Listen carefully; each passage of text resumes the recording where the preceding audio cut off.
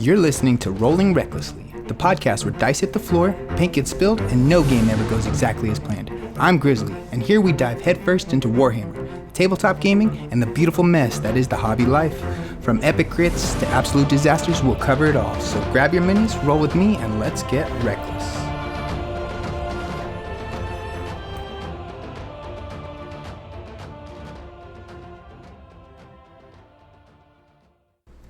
Welcome back to Rolling Recklessly. I'm your host, Robert, aka Grizzly, and today we're diving into one of the most important and fun parts of Age of Sigmar, gameplay and strategy. This episode is all about breaking down how armies play, how to start building your list, how Spearhead can be a test as a bed for new projects, and some beginner strategy tips as I wish I knew when I started out, along with a few common mistakes we all make as new players. Whether you're brand new to the hobby or you've been rolling dice for years, there should be something here for you to take to the tabletop. So grab your dice, set up your minis, and let's get reckless. One of the first things I tell all new players, and something I had to learn myself, is that every army in Age of Sigmar has a core playstyle. You can push your list in different directions, but the foundation is always there. Let's break down some of the big archetypes that you'll see. First, you have aggro and combat armies. These are armies that just want to smash. Think orcs or Khorne. Their game plan is straightforward. Get across the table and start throwing dice. They're fun if you want high energy, fast games where you're always in a fight. Then you have your defensive and attrition armies. On the opposite end, you've got armies like Maggotkin of Nurgle and Ossiarch Bone Reapers. These armies don't care if you hit them because they can soak it up and slowly grind you down. Playing them feels a little less like a sprint and more like a slow, unstoppable wave. You also have your magic domination armies. Some armies live and die by the spell phase. Seraphon, Lumineth, Tzeentch, they fall into these categories. These armies can tilt the game just by stacking buffs, dropping mortal wounds, or shutting down your opponent's spells. They take more finesse to play, but they can control the flow of the game a little more. After that, we have our movement and trickery armies. These are some of my personal favorites since I play Sylvaneth and Gloomspite kits.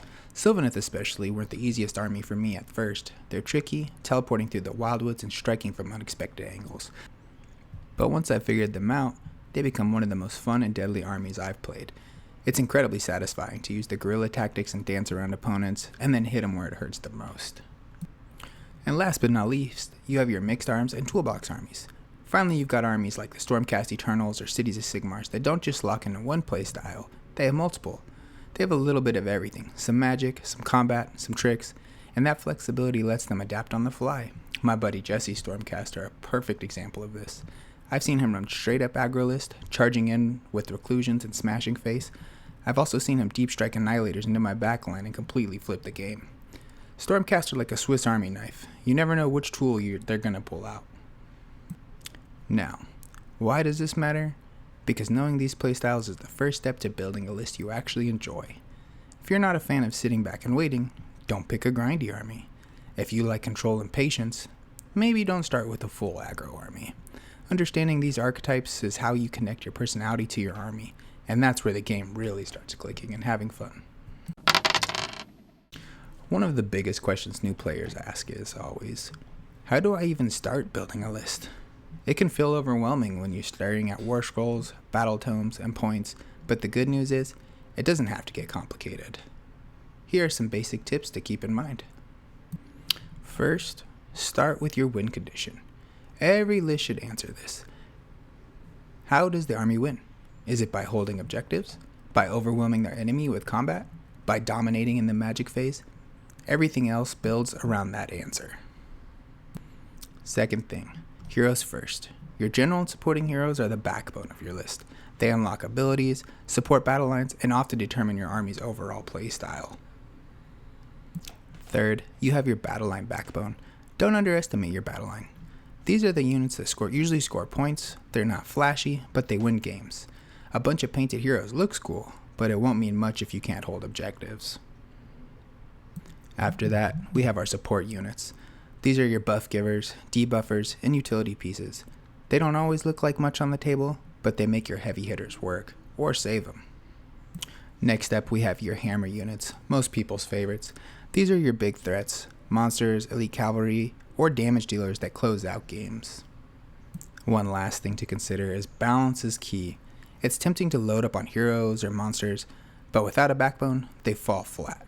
A good list mixes hammers, anvils, and support pieces so everything works together. And one more tip, practice your list. Don't throw it away after one bad game. Sometimes you just need the reps to understand how all the synergies work out. I have a couple of my own lists and examples that I wanted to share today. First off, for the Sylvaneth, this list I like to call Kurnoth today. It revolves around Belthanos and the Kurnoth Hunters. It's supported by spellcasters like the Warsong Rev and some utility strikes from the Revenant Seekers. It plays like a wall of swords backed by teleporting tricks and running and charge shenanigans.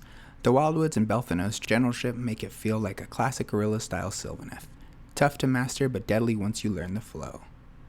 This list is 2,000 points on the dot, use the Outcast battle formation, and is ready for General's Handbook 2025-2026. It's 2 drops.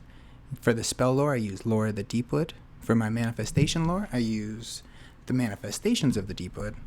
Battle tactic cards I choose are Scouting Force and Master the Paths. For my General's Regiment, first up is Belthanos. First learner, Kurnoth. He's 350 points and he's my general.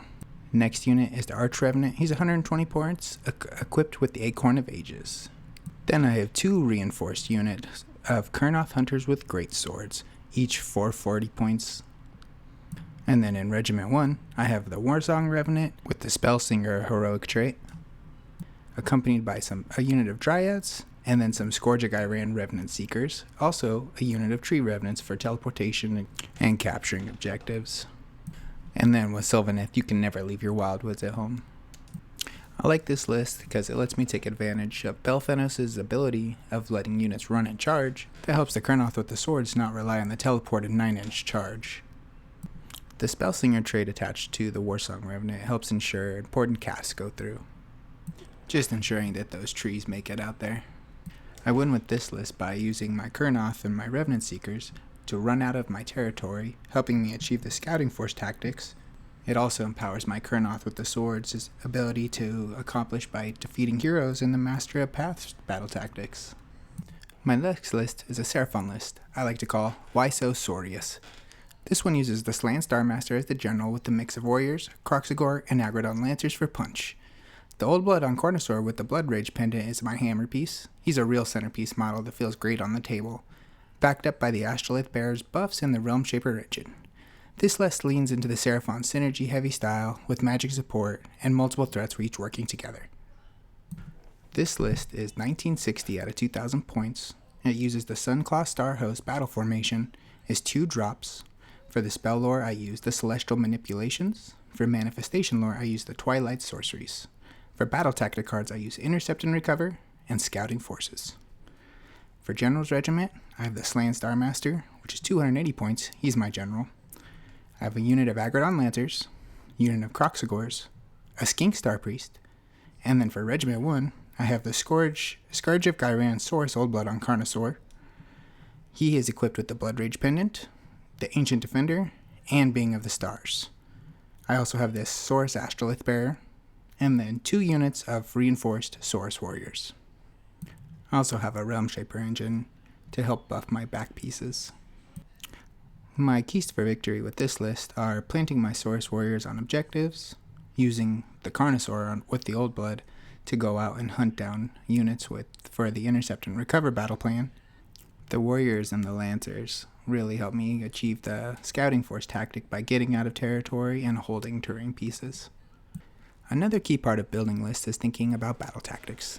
These are your mini objectives during the game, and if your list doesn't have a way of consistently scoring them, you're going to struggle. For example, having units that can teleport, fly, and grab far off objectives makes a huge difference. Opponents can't leave objectives uncovered. When I'm building lists, I literally ask myself, how am I scoring Scouting Force? How am I scoring Intercept and Recover? If I can't answer those questions, I know I need a tweak in the list. One last recommendation I have for list building is to use apps for making list building easier. Personally, I use the Age of Sigmar app. It's free to download, but there are some limitations. If your army has a battle tome, parts of it are going to be behind a paywall, and with the free version, you can only build one list at a time. If you want to build and save multiple lists, you'll need a subscription to Warhammer Plus. There is also third-party apps and websites out there for building lists. I don't have any personal experience with them, so I can't recommend or review any, but I know that some players prefer them and depending on their interfaces and surface features. At the end of the day though, whatever tool you use, the important thing is that it helps you keep things in your list organized and makes it easier for experimenting with new builds. One of the coolest things about 4th edition is Spearhead. I think it's one of the best ways for both new and veteran players to test out armies. For those unfamiliar, Spearhead is a smaller scale version of Age of Sigmar. You play with a handful of units on a smaller board, and the games run much quicker. But what makes it special is that the armies in Spearhead still pretty much like themselves. Take Sylvaneth, for example. Even in Spearhead, they still play guerrilla fights, zipping around the board, striking at the right moments. Seraphon Spearheads are pretty much the same. You've got the Star Scale Warhost, which is all about big dino smash, and then the Sunblood Prowlers, which makes a mix in mobility and support. Both feel like Seraphon, even in the small format. I've even played around with other Spearheads, and it's been a great way to get a taste of different armies. The Snarlpack Hunters from the Gloomspite Gits are super fast and mobile, but really squishy. They lean on run and charge tactics and some shooting to get the job done, but if you misstep, they crumble fast. On the opposite end, the Bleak Host from the Maggotkin of Nurgle are the definition of tanky. Every unit has a 5-up ward, and they soak up a ton of damage. They spread diseases just like in the full-size game. Playing them feels like running an unstoppable wall. Another cool feature is how some Spearheads drop in reinforcements later in the game to keep things balanced. For example, Indrasta's Stormcast Spearhead and the Bleak Host Nurgle Spearhead both bring in units in the 3rd round. That staggered arrival adds tension and keeps the game feeling from one-sided too much in the early beginning. That's why I think Spearhead is just such a good test bed. You can get a real feel for an army's playstyle without committing into painting and collecting 2,000 points. It's also a great way to teach friends or to run a quick game at the local shop. So, if you're not sure about your next project or you're still figuring out your playstyle, start with the Spearhead box. It's a low investment, low time commitment, and it gives you a taste of what the army really feels like once you start to scale up. One thing I wish somebody had told me when I first started Age of Sigmar isn't that it isn't just about smashing models together. There are layers of strategy and decision making that really makes the game fun and exciting. Or it can be a really frustrating one. Here are some of my favorite beginner-friendly strategy tips. 1. Know your win condition. Before your dice even hit the table, ask yourself, what does my army need to do to win this game? For Nurgle, it might be surviving and grinding. For Sylvaneth, it might be teleporting onto objectives. For Seraphon, it might be dominating magic and using its synergies. If you don't know your win condition, you'll end up chasing kills that you don't even really matter. 2. Deployment matters. Don't just plop your units down. Think about where your buffs need to go, what units need protection, and how you'll screen your big threats. I've lost games just from a sloppy deployment. Leaving a gap for deep strikes and forgetting to protect key heroes is not a good way to start the game. 3. Make sure you're trading smart. It's tempting to throw your best units into a fight right away, but don't waste your elite models on small gains. Keep your hammers alive as long as possible, and use your screens and battle lines to absorb the first wave. 4th, objectives over kills. This one's huge. Age of Sigmar is a game of objectives, not just battles. You could wipe out half of your opponent's army and still lose if you're not scoring points. Always keep an eye on the mission and where those objectives are. I've accidentally ran my units away from the objectives and lost the game for that. 5. Practice your movement. Movement wins games. Tagging units, blocking charges, screening objectives, these little plays make a huge difference. Even just an inch of positioning can flip the momentum of a battle. 6 is going to be turn priority awareness. The priority role at the start of each battle can make or break games. Sometimes taking the first turn is worth it, but remember, by going first, you open yourself up to being double turned later, which can be devastating. Some armies thrive on double turns, while others can weather them a little better. Knowing which category yours falls into is important. 7. Attacker versus defender choice. If you win the role to pick attacker or defender, don't take it lightly. Being the defender means you get to place terrain and choose your side of the board, which can be huge. A well-placed terrain piece can give you cover, block enemy charges, or even create choke points. And last but not least, watch out for deep strikes. During deployment, always keep in mind that if you're going second, your opponent might deep strike you. If you're not prepared with a defensive plan or some screens, a strong deep strike can land you in your backline and ruin your game before it even starts going. I'll say, I've definitely learned some of these lessons the hard way. Playing Sylvaneth taught me that movement is everything, and if you don't position yourself right, your wildwoods don't matter. Your guerrilla tactics just fall apart. With the Gloomspite Gits, I've learned that don't get tunnel vision on kills. Sometimes your goblins were dying left and right, but as long as they clogged up the board and held objectives, I could still scrape out wins. But how about Seraphon? They've shown me how critical it is to plan around synergies. Forget to keep a buff unit in range, suddenly your unstoppable dino isn't so hard-hitting anymore. These tips are simple, but if you keep them in mind, you'll start to see the game in a whole new way. And the best part, the more you practice, the more natural this stuff becomes, until you're not just playing models, you're playing the board, the mission, and the win condition. One of the best ways to improve quickly in Age of Sigmar is to learn from your mistakes, especially the common ones that just happen about every new player. Here are some that I've seen and made myself. 1. Getting tunnel vision on kills. New players often think about wiping out enemy units as the main goal. It's not. If you focus only on kills, you'll lose sight of objectives and missions. 2. Is overextending. Throwing your best unit too far forward without support is a recipe for disaster. Once they're isolated, they're easy to pick off. 3.